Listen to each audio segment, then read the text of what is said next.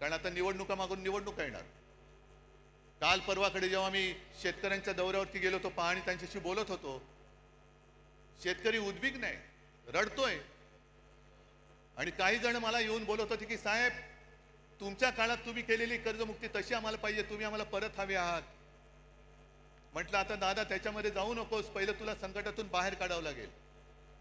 पण एक वाक्य बोलताना तो बोलून गेला ते फार महत्वाचं आहे. म्हणून मी जी काल मागणी केली लाडक्या बहिणीबाबत ती त्याच्यासाठी केलेली आहे. निवडणूक आल्यानंतर महिलांच्या अकाउंटमध्ये 1,500 रुपये टाकले गेले. आणि ही गोष्ट काही प्रमाणात आपण मान्य केली पाहिजे की महिला थोड्याशा नाही म्हटलं तरी जिकडे खायला अन्न नाही तिकडे 1,500 रुपये मिळत असतील आणि घरापुरते 1-2 रात्री मुलाबाळांना काहीतरी खाऊ देऊ शकत असेल तर महिला थोड्याशा नाही म्हटलं तरी अरे हे बरं चाललंय. पण तो शेतकरी बोलला की साहेब, ही भाजपची अवलाद आहे ना, ही आता पगारी मतदार तयार करते, पगारी मतदार. आपल्याला महाराष्ट्राने ठरवायचंय की आपण भाजपचे पगारी मतदार होणार की स्वाभिमानी मतदार व्हायचंय, हे आता तमाम महिलांनी ठरवायचंय. कारण पंतप्रधान तिकडे बसलेत.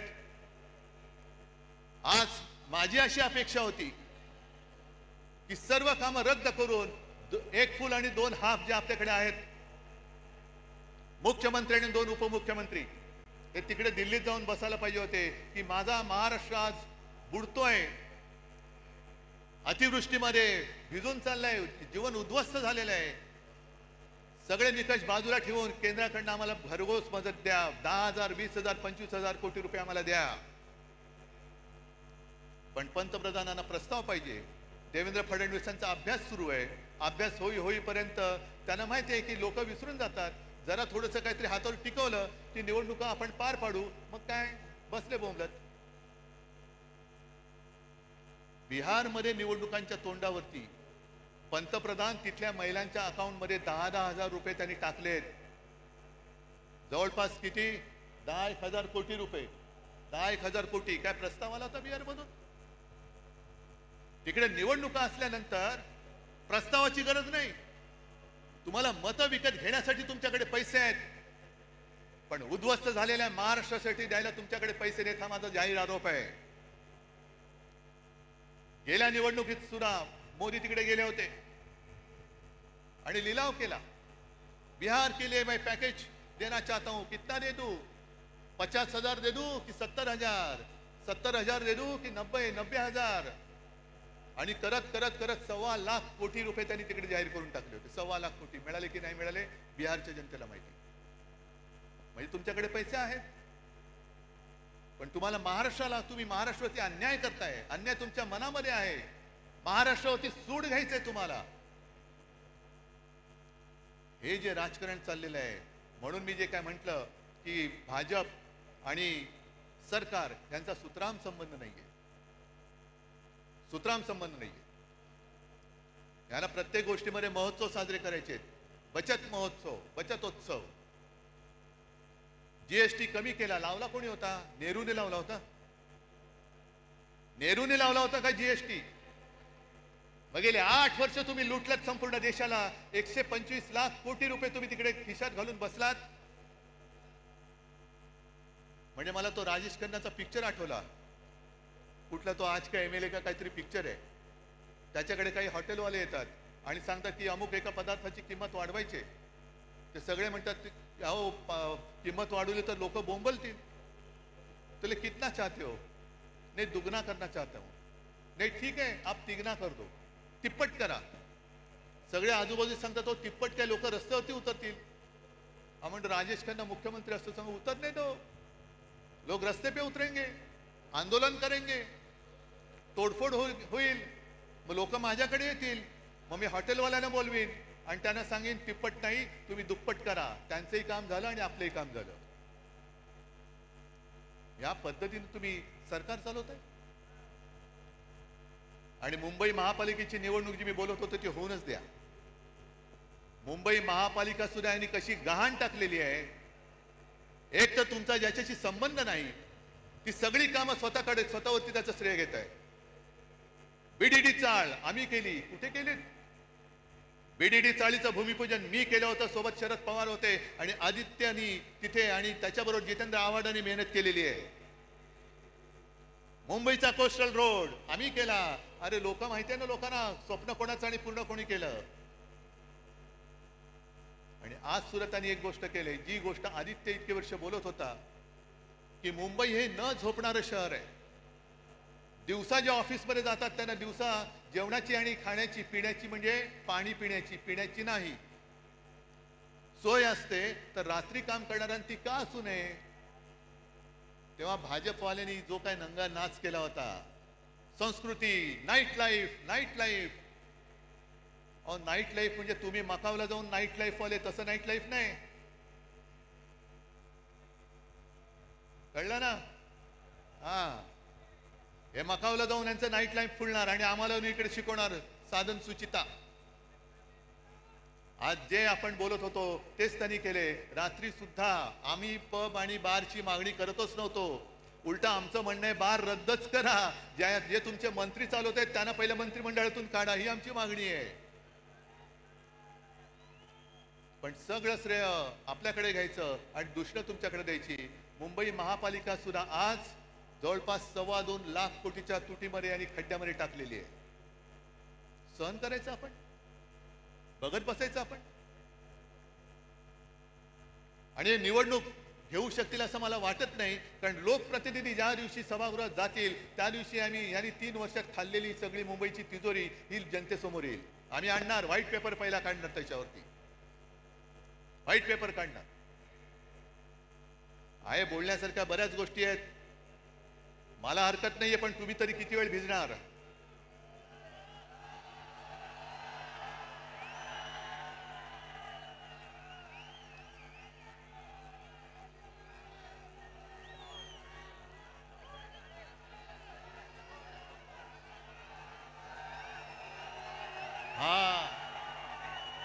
हा सैनिक, हा शिवसैनिक, हा खरा शिवसैनिक. नाही राहू द्या, तुम्ही कितीही जल्लोषात असला तरी मला थोडं भान ठेवून बोलायला पाहिजे. मग काही जणांची अपेक्षा आहे की उद्धव ठाकरे पुढचा कार्यक्रम काय देणार.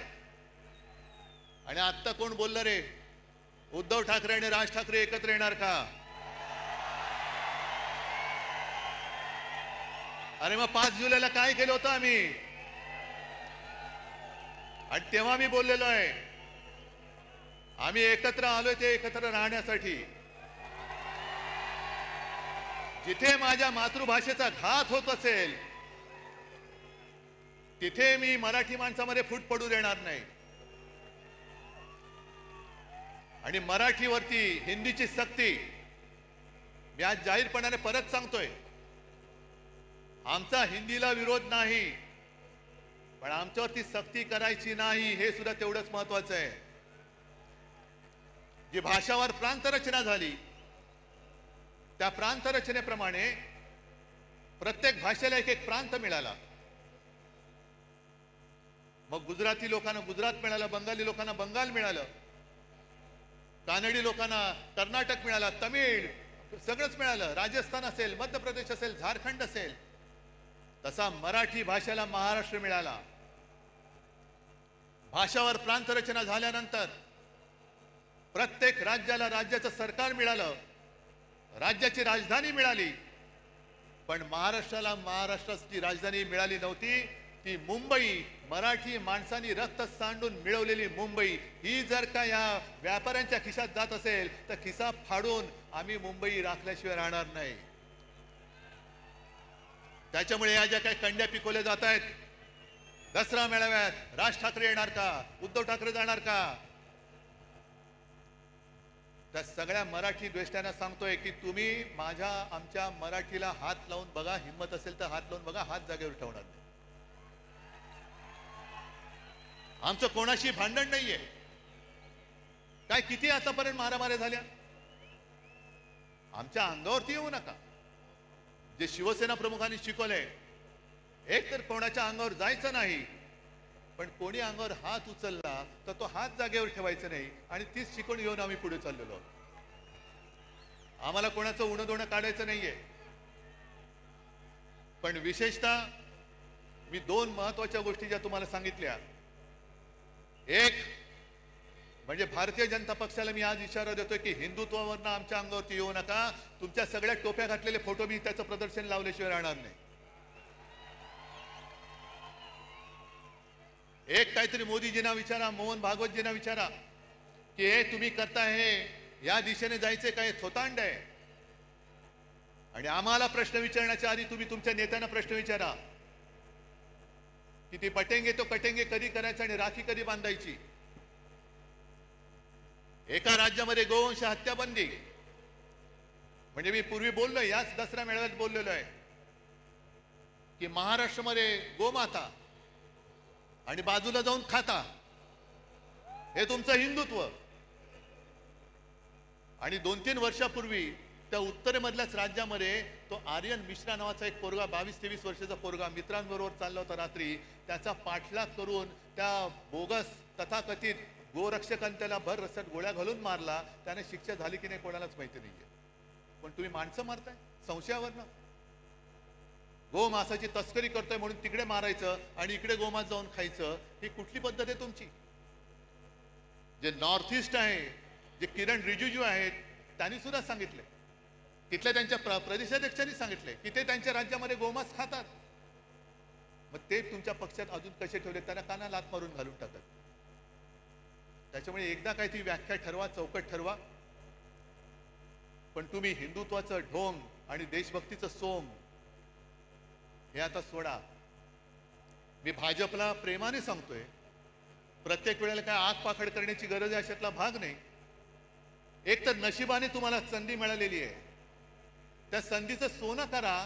हा आता सगळा चिखल केला ना, तो चिखल करू नका. कारण ही संधी फार मोठी आहे, ही कोणाला मिळत नाही अशी संधी. आणि त्यावेळेला म्हणजे जनता पार्टीच्या वेळेला शिवसेना प्रमुखांनी काढलेले कार्टून मला आठवते. कारण इंदिरा गांधींनी आणीबाणी लादली होती, अनेक जण तुरुंगात गेले होते. काही जणांनी तुरुंगात जाऊन इंदिरा गांधींनी पत्र सुद्धा लिहिली होती की आता आम्ही तसं करणार नाही, आमची पूर्ण संघटना ही तुम्ही म्हणाल तसं आम्ही देशसेवेला वाहून टाकू. हे कोण म्हणाले? जर का सिनियर लोकांना विचारलं, ते पुस्तक आहे माझ्याकडे, ते पत्र पण आहे माझ्याकडे. आणि त्याच्यानंतरच्या निवडणुकीमध्ये देशाने इंदिराजींचा पराभव केला होता. आम्हाला हुकुमशाही नकोय, लोकशाही पाहिजे, जनता पक्ष पाहिजे. मग जयप्रकाश नारायण यांनी पुढाकार घेऊन सगळ्यांना एकत्र केलं होतं. मोरारजी देसाई गुजरातमध्येच जन्मलेले, त्यांना पंतप्रधान केलं आणि 2.5 वर्षात सरकार कोसळलं. तेव्हा बाळासाहेबांनी त्या सुमारास एक कार्टून काढले, त्या फटकारे पुस्तकात आहे. मोरारजी देसाई असे एक उतार दाखवले आहे आणि एक महिला, तिच्यावर लिहिले लोकशाही आणि वरती लिहिले परतीचा प्रवास. कारण ती लोकशाही तिला धरून तेव्हाचे पंतप्रधान मोरारजी देसाई तिला अंधाऱ्या खाईमध्ये घेऊन चालले, लोकशाहीला खाईत घेऊन चाललेले आहे. आणि तेच आहे, व्हायचे तेच झाले. हेकड वृत्तीमुळे जे घडायचे नव्हते तेच परत घडले. मोरारजी पुन्हा लोकशाहीला अंधाऱ्या खाईत घेऊन चालले. तेच चित्र आज मला दिसायला लागलेलं आहे. आणि त्या सगळ्या अंधाऱ्या खाईमध्ये जायचं नसेल तर आपल्या शिवसेनेची मशाल घेऊनच आपल्याला पुढे जावं लागेल. प्रश्न विचारावेच लागतील. जसं मोदींनी 2014 साली केलं होतं चाय पे चर्चा, पहिली तिथूनच सुरू करा. 14 साली चहाची किंमत काय होती आणि आज चहाची किंमत काय, पहिली सुरुवात तिथूनच करा. चाय पे चर्चा. दूध टाकल्यानंतर जीएसटी वाढतोय, साखर टाकल्यानंतर वाढतोय, पाणी काढलं की कमी होतोय, इथून सुरू करा. आणि प्रत्येक टपरीवरती बसून भ्रष्टाचार पे चर्चा सुरू करा. भ्रष्टाचार, यांनी केलेला भ्रष्टाचार. आणि आज महाराष्ट्र सरकारला मी इशारा देतोय की शेतकऱ्याची कर्जमुक्ती लवकर करा. शेतकऱ्याला 50,000 रुपये हेक्टरी लवकर जाहीर करा, नाहीतर मराठवाड्यामध्ये आम्ही रस्त्यावरती उतरल्याशिवाय राहणार नाही. राज्यभर आम्ही आंदोलन करू. मराठवाड्यामध्ये आम्ही सुद्धा लवकरात लवकर एक, जर यांनी जाहीर नाही केलं तर मोठा मोर्चा आपण खैरे साहेब अंबादास मोर्चा लावायचा. कसे देत नाही, शेतकऱ्याचा हक्क आहे. आणि आंदोलन झालं पाहिजे. जिथे जिथे अन्याय दिसेल त्या अन्यायावरती वार करणं. आणि मी तर म्हणेन कार्यक्रम काय, ह्या ज्या काही तुम्हाला मी थोडक्यात गोष्टी सांगितल्या की देशात जे अंधभक्त झालेले आहेत त्या अंधभक्तांच्या डोळ्यावरची पट्टी काढणं आणि देशभक्ती खरी काय आहे, हिंदुत्व खरं काय आहे हे दाखवून देणं, हाच एक आपल्या ह्याच्या पुढे कार्यक्रम.